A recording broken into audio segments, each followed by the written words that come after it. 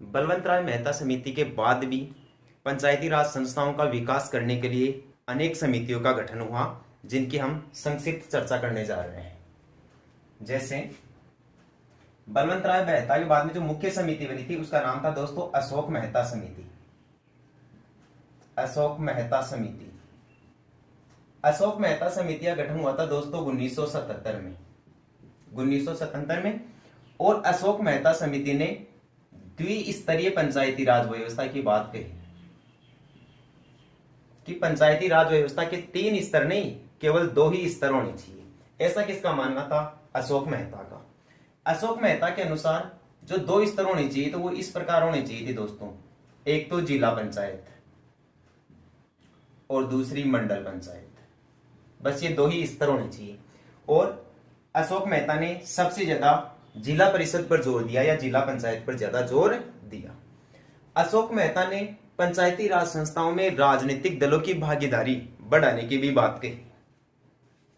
अशोक मेहता के अलावा पंचायती राज संस्थाओं का विकास करने के लिए जीवीके राव समिति का गठन किया गया। जीवीके राव समिति। जीवीके राव समिति का गठन वर्ष 1985 में किया गया था दोस्तों, योजना आयोग के द्वारा, जो पंचायती राज में गुणात्मक सुधार लाने के लिए गठित की गई थी। इसके बाद में गठित होने वाली महत्वपूर्ण समिति थी दोस्तों लक्ष्मीमल सिंघवी समिति। लक्ष्मीमल सिंघवी समिति। लक्ष्मीमल सिंघवी समिति का गठन दोस्तों 1986 में तत्कालीन भारत के प्रधानमंत्री राजीव गांधी जी के द्वारा किया गया था। राजीव गांधी जी के द्वारा किया गया था। राजीव गांधी जी के द्वारा गठित होने वाली जो दूसरी समिति थी उसका नाम था दोस्तों थुंगन समिति। थुंगन समिति। और थुंगन समिति का गठन 1988 में किया था राजीव गांधी जी के द्वारा ही। ध्यान रहे, लक्ष्मीमल सिंघवी समिति और थुंगन समिति ये दोनों इंपोर्टेंट समितियां हैं पंचायती राज संस्थाओं के विकास को लेकर। यानी इन दोनों समितियों ने पंचायती राज संस्थाओं को संवैधानिक दर्जा दिलाने में महत्वपूर्ण प्रयास किए थे। उन्होंने कहा कि पंचायती राज संस्थाओं को प्रशासन का तीसरा स्तर घोषित किया जाना चाहिए। पंचायती राज संस्थाओं के नियमित चुनाव होने चाहिए। पंचायती राज संस्थाओं को संवैधानिक दर्जा दिया जाना चाहिए तथा साथ में इन्होंने ग्राम सभा के गठन की भी बात कही। इसके अलावा पंचायती राज संस्थाओं में विकास करने के लिए एक मृदा समिति का भी गठन किया गया था। मृदा समिति। और ध्यान रखें, मृदा समिति का गठन वर्ष 1991 में किया गया था। ये तो थी पंचायती राज संस्थाओं के विकास की प्रमुख समितियां। इनके अलावा कुछ अन्य समितियां भी बनी है दोस्तों, जिनका भी आपको विशेष रूप से ध्यान रखना है। अन्य समितियों का गठन किया गया था पंचायती राज संस्थाओं को 29 विषय प्रदान कराने के लिए। ये विषय राज्य सरकार के द्वारा स्थानांतरित किए जाते हैं स्थानीय सरकारों को।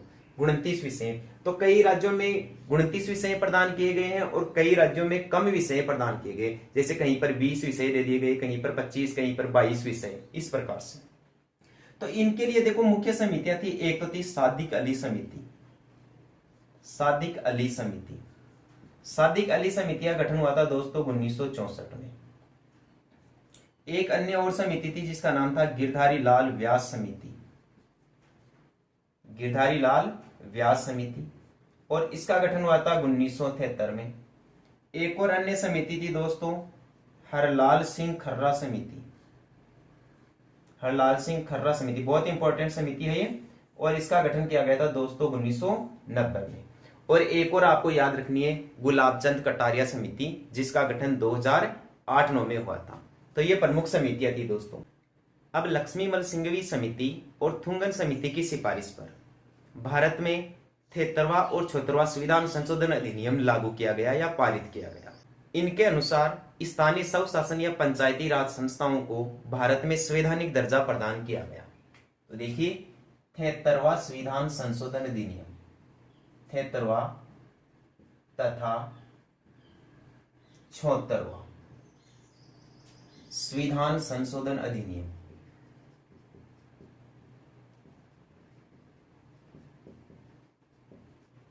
संविधान संशोधन अधिनियम 1992 यानी वर्ष 1992 में पारित किया गया था 73वां और 76वां संसद के अंदर पेश किए गए। 73वें और 74वें संविधान संशोधन अधिनियम, इन दोनों को देखो पारित किया कर दिया गया था। वर्ष 1992 में लोकसभा से तो पारित किया गया था उन्हें 22 दिसंबर को, और दोस्तों राज्यसभा से इन्हें पारित किया गया था 23 दिसंबर को। ठीक है।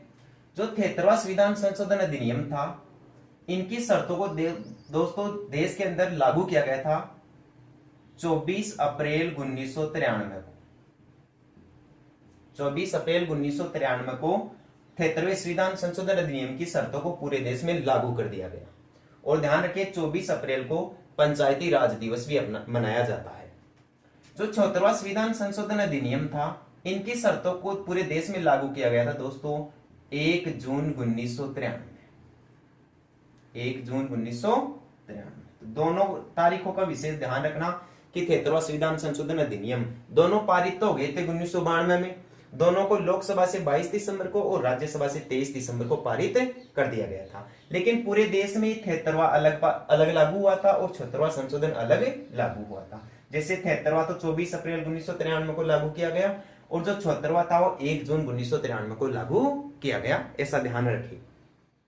जो 73वां संविधान संशोधन अधिनियम था जो दोस्तों, ये था ग्रामीण शासन से, ग्रामीण स्थानीय शासन से।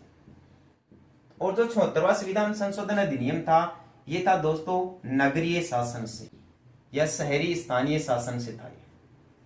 इन दोनों को ध्यान रखना।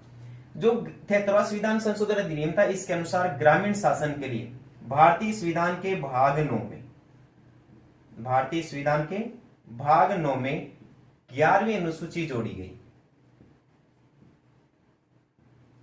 11वीं अनुसूची जोड़ी गई, यानी ग्रामीण त्रिस्तरीय पंचायती राज संस्थाओं का उल्लेख अनुच्छेद 243 कैसे अनुच्छेद 243 अण तक किया गया है, तथा ग्रामीण स्थानीय संस्थाओं के लिए विषयों की संख्या रखी गई दोस्तों 29। क्वेश्चन आ जाए 73वें संविधान संशोधन अधिनियम के अनुसार पंचायती राज संस्थाओं को कुल कितने विषय प्रदान किए गए? 29 विषय। कौन सी अनुसूची है? 11वीं अनुसूची है। और कौन से भाग में है?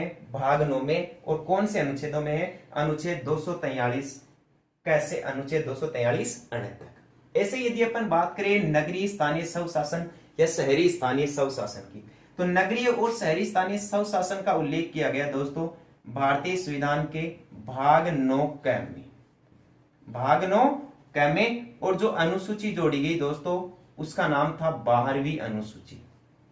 क्वेश्चन आ जाए 12वीं अनुसूची का संबंध किससे है? शहरी शासन या नगरीय स्थानीय स्वशासन से। 11वीं अनुसूची का संबंध किससे है? ग्रामीण शासन से रिलेटेड। और इनका जो उल्लेख है अनुच्छेदों के हिसाब से, यदि शहरी शासन का उल्लेख देखा जाए तो उल्लेख है दोस्तों 243 से 243 ये 6 तक है। इन अनुच्छेदों में दोस्तों नगरीय स्थानीय स्वशासन का उल्लेख किया गया है। नगरीय स्थानीय संस्थाओं को 74वें संविधान संशोधन अधिनियम के तहत कार्य करने के लिए 18 विषय प्रदान किए गए हैं। ध्यान रखें, ग्रामीण शासन को कितने विषय दिए गए हैं? 29 विषय। और शहरी शासन को कितने विषय दिए गए हैं? 18 विषय हैं। ग्रामीण स्थानीय स्वशासन का स्वरूप, जैसा कि आप सब जानते हैं कि 73वें संविधान संशोधन के अनुसार त्रिस्तरीय पंचायती राज व्यवस्था लागू की गई। तो यदि ग्रामीण क्षेत्र में अपन त्रिस्तरीय पंचायती राज व्यवस्था की बात करें तो ग्राम स्तर पर ग्राम पंचायत, ग्राम स्तर पर ग्राम पंचायत का गठन किया गया। खंड स्तर पर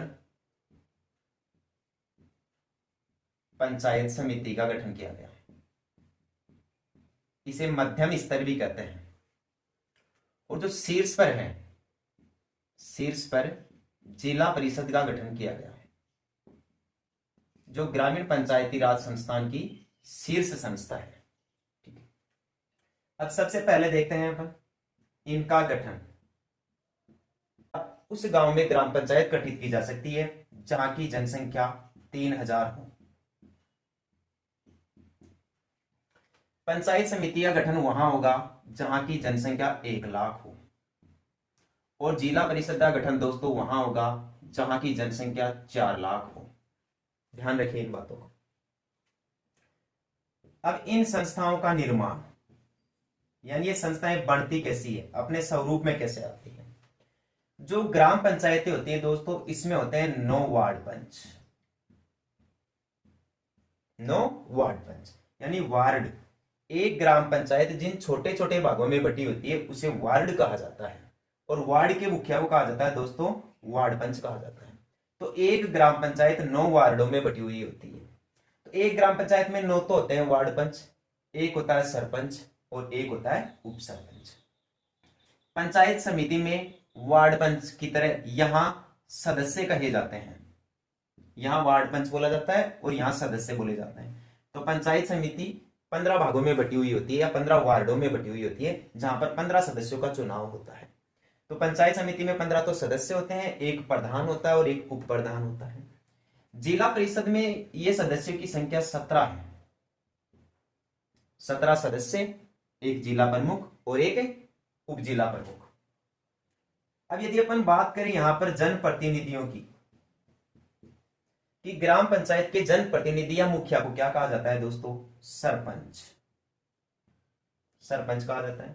पंचायत समिति के मुखिया को कहा जाता है प्रधान, और जिला परिषद के मुखिया को कहा जाता है दोस्तों जिला प्रमुख।